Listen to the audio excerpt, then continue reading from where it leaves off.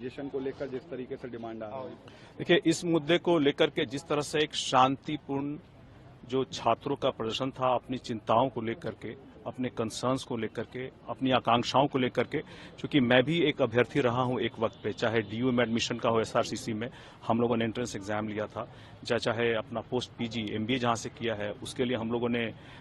Exam लिया था GMAT का, टॉफल का, और इसके बाद अलग अलग जो परीक्षाएं हम लोगों ने ली है अपने जब थर्ड ईयर में थे, चाहे कैट का एग्जाम हो, चाहे एक्सएलआरआई का एग्जाम हो, तो हम लोग को पता है कि इसमें कितनी तैयारी लगती है, कितना कठिन होता है। उनके एस्पिरेशंस को हम लोग भी समझ सकते हैं। एक शांतिपूर्ण तरीका था उनका ये बताने के लिए कि भाई हमारी जो चिंताएं हैं उसको सरकार सुने और उसको संजीदता से समाधान करे।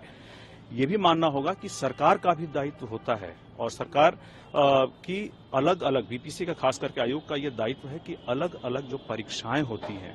इस प्रणाली को कैसे बेहतर किया जाए, ये सरकार का दायित्व है, उनकी जिम्मेदारी है जिसको बीपीएससी को करना चाहिए। ऐसी कोई भी परीक्षा की प्रणाली को बेहतर करने के जो भी उपाय होते हैं वो करना चाहिए। तो यही करने के क्रम में अगर जो परीक्षाओं छात्र और अभ्यर्थी हैं उनकी कुछ चिंताएं हैं तो उसको भी एड्रेस करने के जो एक शांतिपूर्ण उनका प्रदर्शन था उसमें एक राजनीतिक दल, विरोधी राजनीतिक दल जो अब अप्रासंगिक हो चुका है इंडिया गठबंधन के सामने, अपने असामाजिक तत्वों को उसमें घुसा करके उन्होंने इस पूरे प्रदर्शन को बदनाम करने की कोशिश की, अभ्यर्थियों को बदनाम करने की कोशिश की। हर ऐसा मुद्दा जो राजनीतिक मुद्दा नहीं होना चाहिए उसको उन्होंने उठाने की कोशिश की, युवाओं के भविष्य से खिलवाड़ करने की कोशिश की। इसकी हम लोग सख्त निंदा करते हैं। किसी भी दल को, खास करके अभ्यर्थियों को और युवाओं के भविष्य को लेकर के कोई भी मुद्दा जो होता है उसको राजनीतिक हथियार नहीं बनाना चाहिए और इस बारे में उनको सोचना चाहिए कि इस तरह की अगर चीजों को उठा करके अगर राजनीतिक मुद्दा बनाएंगे तो आगे आने वाले जो अलग अलग परीक्षाएं होंगी उस पर उसका प्रतिकूल प्रभाव पड़ेगा। सरकार का इसमें उनका स्वागत होना चाहिए, उनको भी नई परीक्षा की प्रणालियां लाना चाहिए,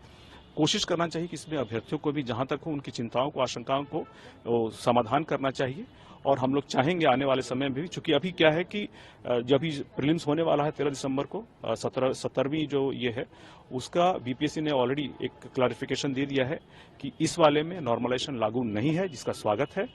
तो आप कह रहे हैं कि आरजेडी और इसका स्वागत है। प्रोवोक करके पॉलिटिकल कॉन्स्पिरेसी आपको लग रही है इस घटना? बिल्कुल, ये पॉलिटिकल ये कॉन्स्पिरेसी है राजद की तरफ से। इन्होंने कोशिश की है इस शांतिपूर्ण जो उनकी उम्मीद थी, चिंताएं थी, उसको उन्होंने एक गलत तरीके से भड़का करके कोशिश की कि कैसे इस विरोध को वो उग्र बना सके, भड़का सके, ताकि वो एक अपनी जो उनकी प्रासंगिकता धीरे धीरे खत्म हो रही है इंडिया गठबंधन के सामने, अपने आप को कैसे प्रासंगिक बना सके युवाओं के भविष्य से खिलवाड़ करते हुए।